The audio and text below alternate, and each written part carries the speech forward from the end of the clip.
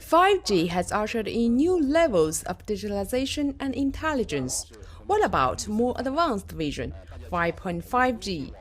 Together with industrial partners, China's telecom giant Huawei is looking to launch a 5.5G network, which is expected to support advanced applications with enhanced mobility and high reliability.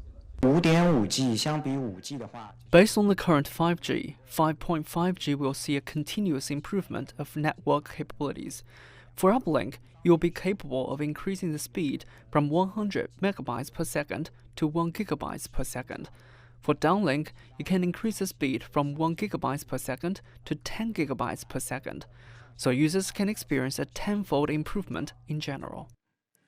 Users are more concerned about what benefits it could bring to their daily lives. Huawei says 5.5G will not be just about faster web browsing, movie streaming, gaming, and improved communications. It could play a big part in the manufacturing industry.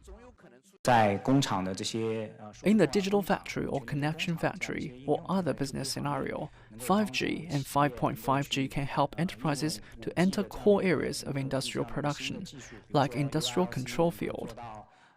In addition, experts say 5.5G technology has the potential to power a greener world.